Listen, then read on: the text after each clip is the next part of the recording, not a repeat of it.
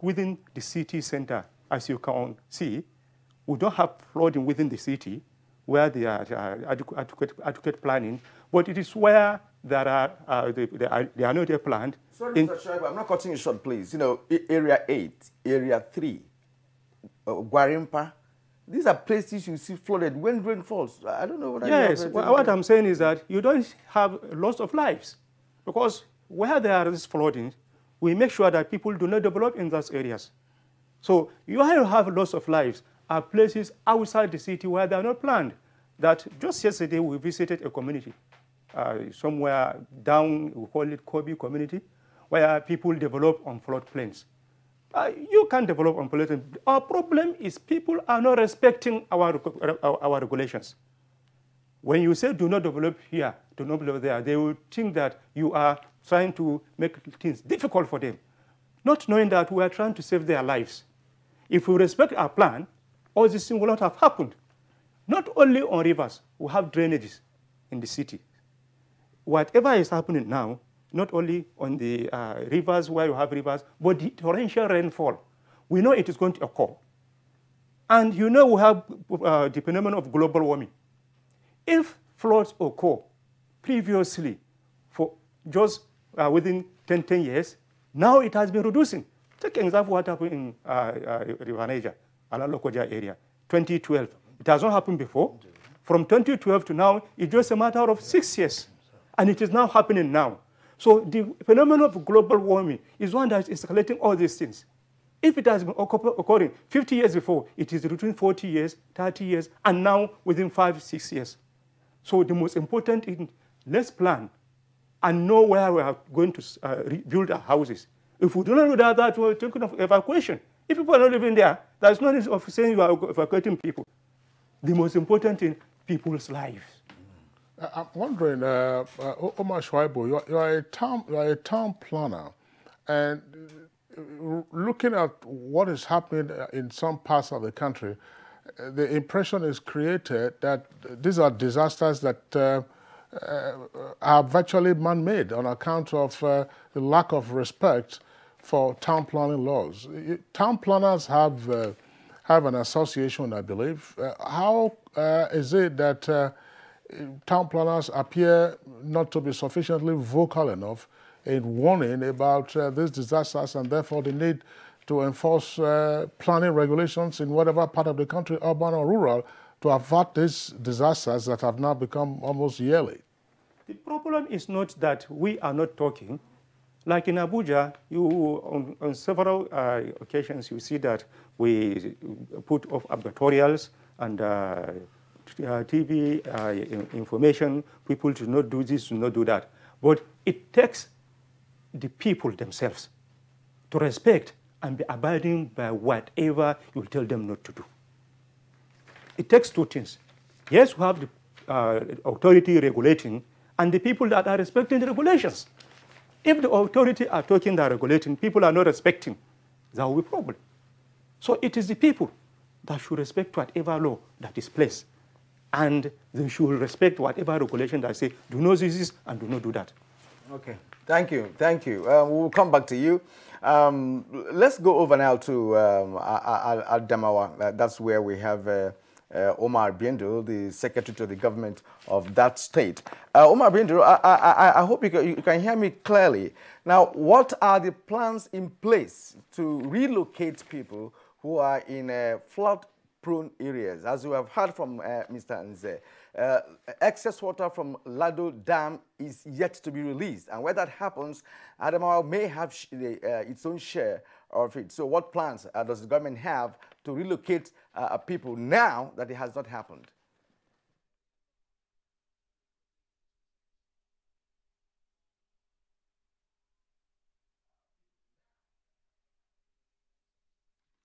Thank you very much, Kieran, for this question. I will start by literally saying at the national level, I think our country is demonstrating a very serious weakness. Weakness in the sense that this thing is beginning to become a culture.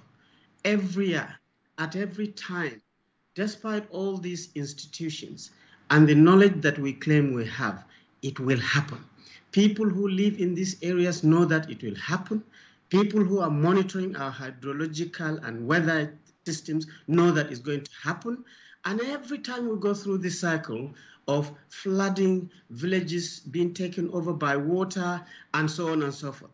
And we never ever see the opportunity in this particular weakness. If you look at all the flood water, it's very brownish and darkish and brackish.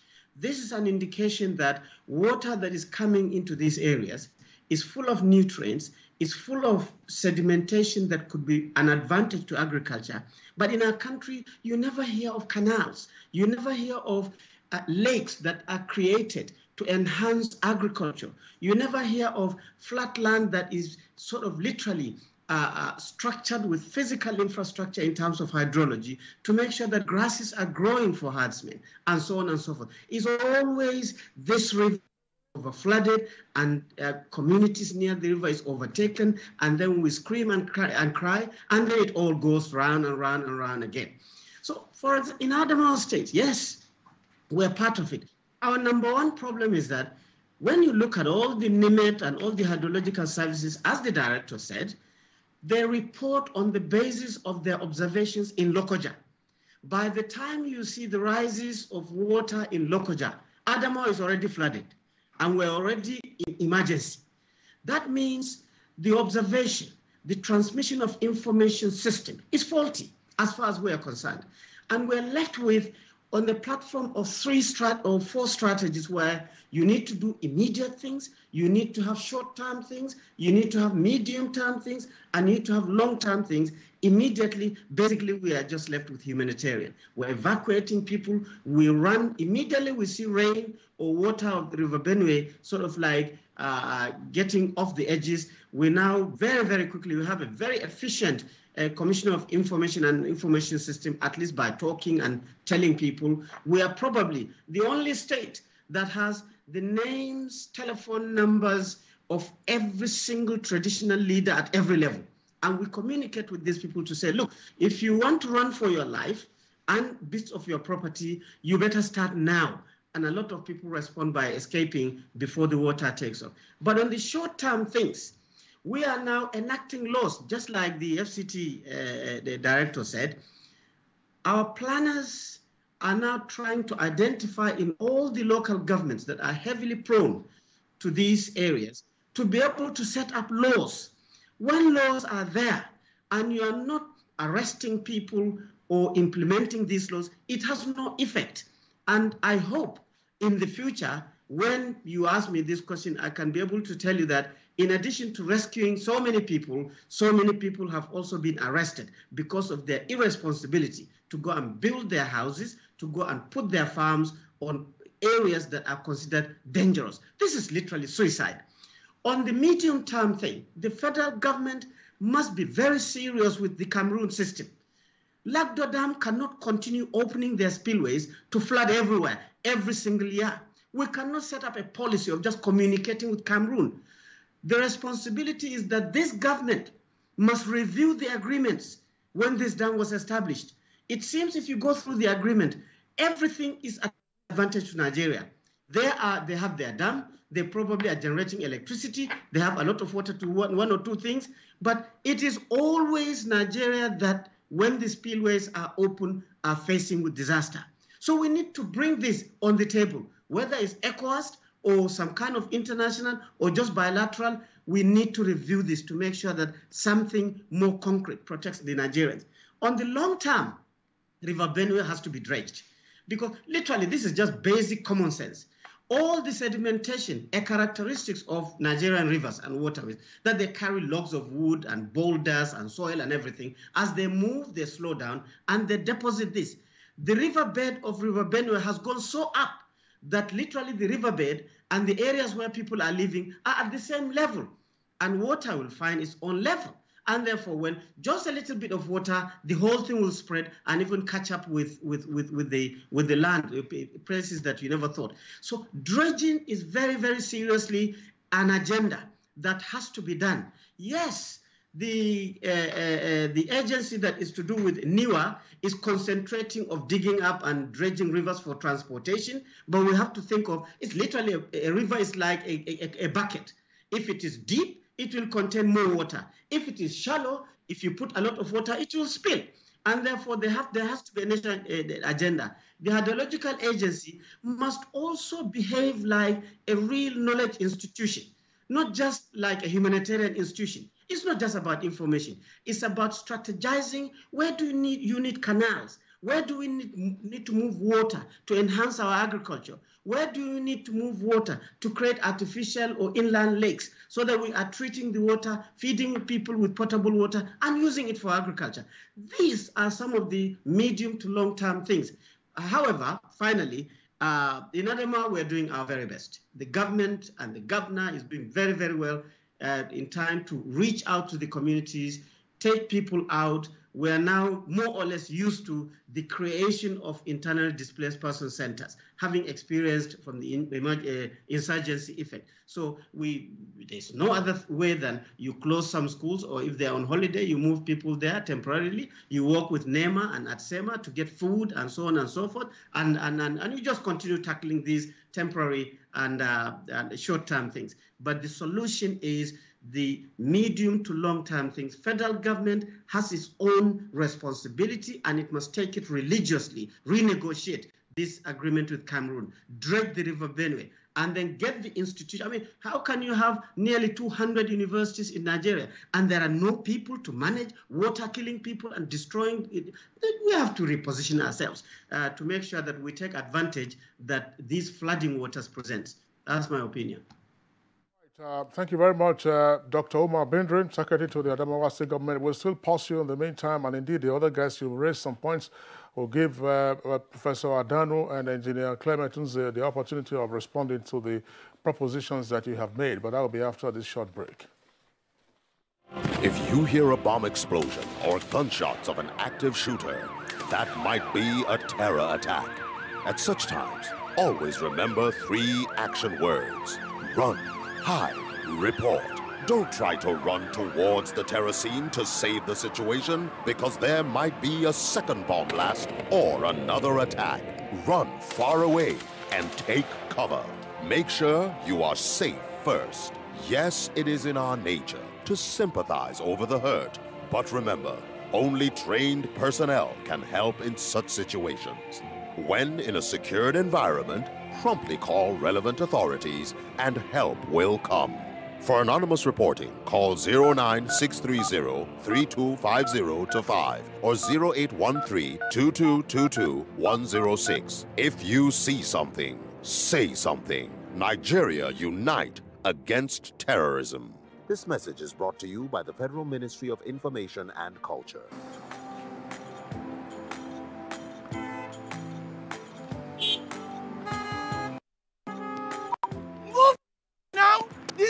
Won't kill you. Move now. To the disobey traffic law, they cause accidents. Me, I don't talk, say, I no go to do them again, because change begins with me. Let's cross the other side of the road. I will no longer endanger my life crossing the express. Instead, I will use the bridge, because change begins with me. Oga driver, stop this bus now, won't come down. I be won't carry me past where they go. Make they stop anyhow for road, they cause traffic wahala and accidents. So I go they stop for the right bus stop, because change begins with me. Change begins with me. This message is brought to you by the National Orientation Agency in conjunction with the Federal Ministry of Information and Culture. Now you are still watching Good Morning Nigeria on the network service of the NTA, and our topic remains the flood and the flooding across the nation. Now let's return to Professor Adanu. Professor Adanu, you listened to Dr. Omar Bindle, the Secretary to the government of Adamawa State, and he did raise some pertinent issues, some of which include the issue of dredging to create more space for water in our rivers. Another is that of creating artificial lake, that could also be useful for our agriculture. What's your take on that? Yeah. Thank you very much. Before I respond to that, I want to thank NTA for constantly bringing this thing to the knowledge of Nigerians every year. Now, a lot of people come with ideas, a lot of people come also with their experiences, and then we put them together. But have we assessed and summarized them effectively for government to take action? Engineer Nze said something when he was talking, but a lot of you overlooked it.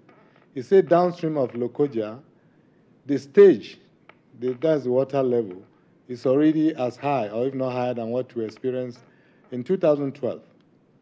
Now, that clearly removes Labdo Dam from any culpability. Because at that time, they were saying Labdo Dam was releasing this. Now, we should think about the internally generated water resources within our segments in Nigeria. The Anambra Imo area there, with other rivers there, having their sources from around the Udi Plateau and all this, have a lot of water that can flood the environment if rainfall is very high. So we should know that. We have the same thing in other areas. Adamawa, flooding is there now, and they are telling us Labdo has not already filled up. They are still impounding. They have not released water, but they were experiencing flooding. Because we have other areas that generate high level of water, highly resourceful watersheds that provide water internally in Nigeria to cause flooding if rainfall is very consistent. So we should look at that too. Now, the secretary to government of Adamawa was very passionate about what he was saying, and it's true. Now, have we benefited from flooding? Do we look at flood as a positive action, natural event? We haven't looked at it that way. Now, Labdo Dam, he is talking of maybe an MOU, an agreement between Nigeria and Cameroon on Labdo Dam. We have a riparian law that provides for such actions and also events that may happen to downstream riparian states in a system, a river system. Now, when Labdo was going to be constructed, Nigeria at the same time was to construct their Dasin Hausa in Adamawa there. It's about 30 kilometers upstream of Yola to be constructed. And the reason for that was to take enough water from Labdo and also manage and operate the excess water effectively. The intention at the time was to also have navigation all the way down to the Niger Delta. And in doing that, what was intended to do is to make sure that the River Benue Valley is properly restructured and trained such that navigational actions can take place all the way down. Now, the Dasin Hausa Dam in Nigeria is supposed to contain all the waters coming from Cameroon. Cameroon just produces about 11 billion cubic meters of water and sending to us. This is inclusive of the Labdo Dam that's about 6 billion cubic meters. The Dasin Hausa Dam downstream, it was supposed to be 16 billion, which means it can take all the water from Cameroon, including the water from Labdo Dam, and manage and operate it effectively. Now, this is not done. Any agreement you are going to go into now is just a riparian agreement.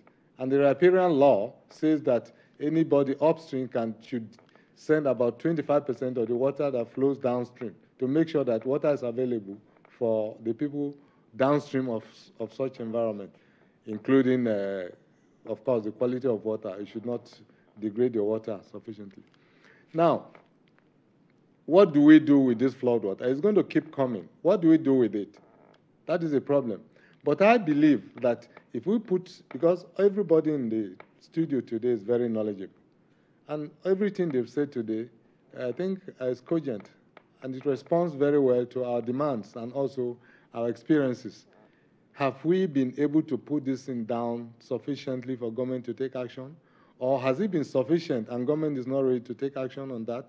The Dasin Hausa Dam, whether we like it or not, is hanging on us. We must find money one day to do it. Otherwise, the whole of that River Benue that we're talking about and all this will be in trouble. Now, dredging. I am not too much concerned about just dredging components of a river. A river system has its origin. In 1979, I remember, I was carrying out a research on River Benue on the sediment migration. And all the pebbles that I found around Abinse in Benue State and Gasha area were derived from the Cameroon Mountains. So if you are going to dredge a component of a river, please be sure that you know where your sediments are coming from. Where you have dredged, if it's just a segment, you should be able to prevent that segment from accepting sediments coming from upstream. And you must know how to manage the sediments that are coming. If we are going to dredge River Benue, let's look at all this system. The characteristics of the river, the sediments derived, their age, the travel time. It is difficult for the sand. We know the origin of the pebbles in the river coming from Cameroon Mountains, but the sand is also a problem.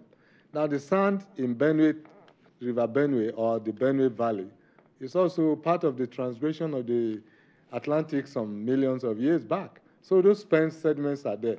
But as for the boulders that come, or pebbles that come down there, they come all the way from. So if we are going to dredge any system like that, you must know the true nature of the action and activities of the river and all the sediments that are produced in the system.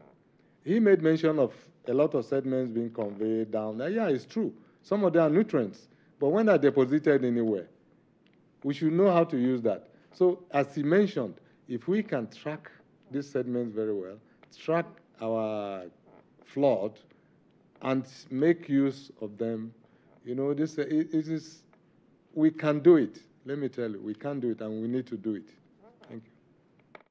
All right, Professor Emmanuel Adano, thank you very much from our Kaduna Network studios. Let's bring in now Engineer Clement. Engineer Clement, you listen to what Dr. Umar Brindri said from Adamawa, VASCAP, and Professor Adano right away on how, for instance, we should, as a nation, seek to benefit more from flood waters rather than bemoaning the annual disasters that we have on our hands, because the floods just sweep away everything in their path. They have more canals, they have more artificial lakes, and so on and so forth. I know Bakalore Dam, for instance, has a network of several kilometers of canals and all of that. So what is your response to that proposition? That's one. And second point, which perhaps you may wish to take first, is are we really now out of the woods in terms of the amount of rainfall to expect, bearing in mind that the Cameroonian authorities haven't yet released water? Because if you look at the map of flooding disaster in the country this year, Kebbi State, for instance, I mean, there was a military officer who lost his life trying to rescue a woman from flood. That was in Kebbi. Niger has been impacted. Kogi, of course, is right there. Edo is suffering. Anambra is suffering. And several other locations. So is this the worst peak that we should expect before the Cameroonian authorities release water from the Lagdo Dam? Plus, how then do we channel flood waters for more productive economic activities? Okay, thank you so much. I will say, honestly, we are not yet out of the woods in terms of flooding. In 2012, the highest peak of flooding incident that took place on the 29th of September, which is, as of today, about 2 weeks away.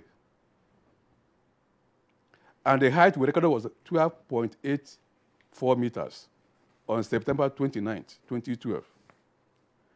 And then going by the NIMET's prediction, seasonal prediction for 2018, they said that the earliest cessation date of rainfall in Sokoto and Katsina is 28th of September, plus or minus 5 days. And then in the southern part, that the earliest time the rainfall will cease, the southern coastlines, will be December. With this picture in mind, and also going by what happened in 2012,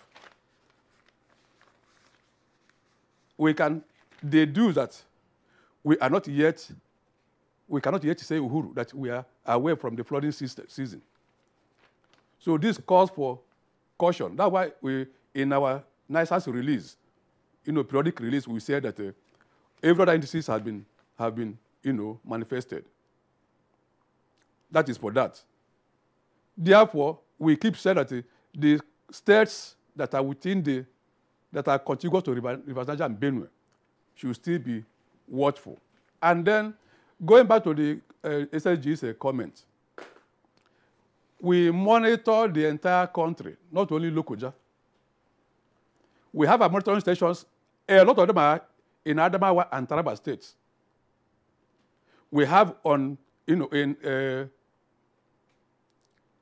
have in Kasenala River.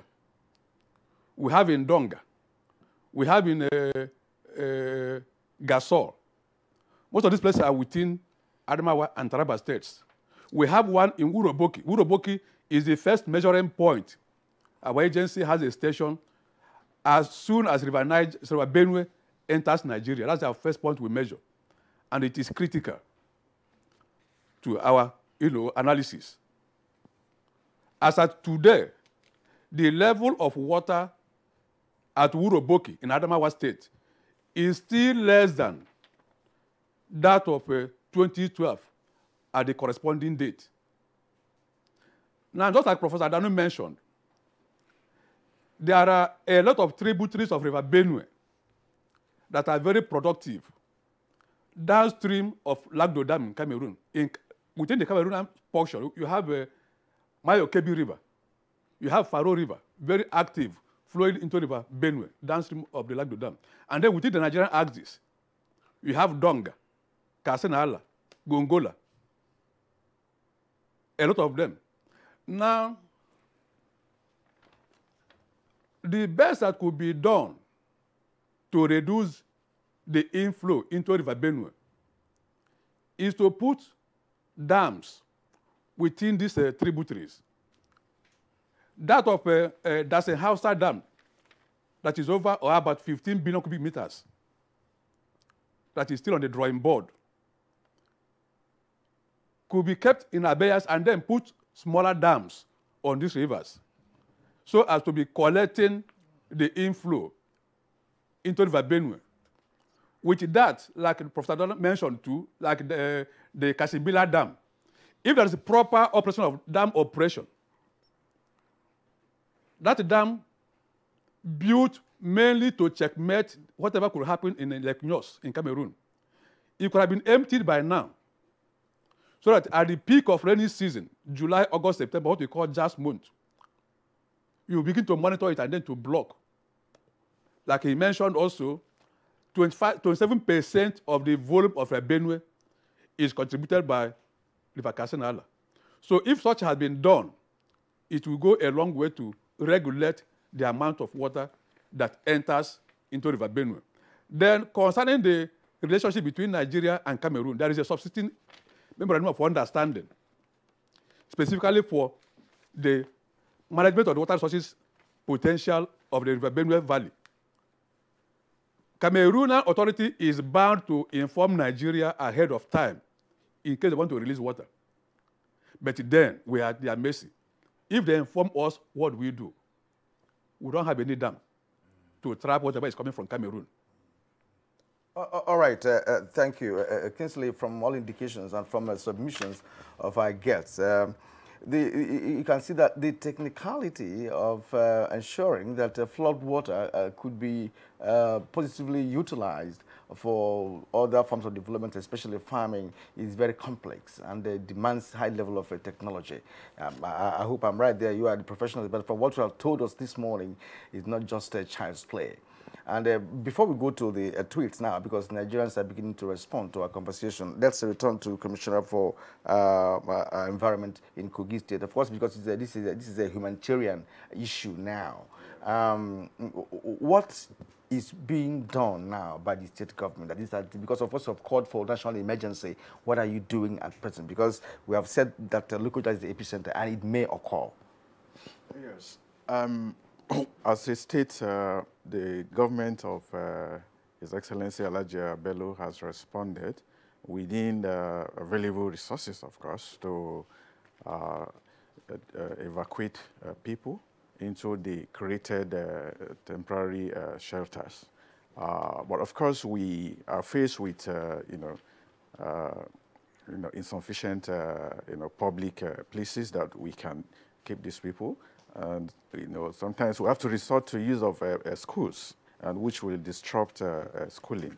And in that case, we will want the federal government and other, NGOs and other public-spirited individuals and, corporate organizations to come in to support us with temporary, shelter in the form of tent.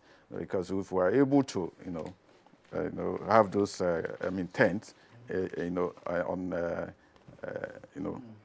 open ground, then we can take in a lot of people. As we speak, thousands of people that are displaced are taking shelter with, relatives, friends, and we tend to focus on those in the camps. But there are thousands of people that are, displaced and living with. After the 2012 floods, the Dangote Committee was set up by the Jonathan administration. And part of what that committee did was to construct housing accommodation in some parts of Lokoja. Perhaps those houses have been taken up now by individuals. But what has the state government done, bearing in mind that one of the issues that arose from the flooding of 2012, and I'm sure you have also experienced that now, has been the reluctance, the unwillingness of persons whose livelihoods depend, on activities around the banks of the confluence area to actually relocate, dangers notwithstanding. Yes, following the event of 2012 flood, like you rightly mentioned, the investment in providing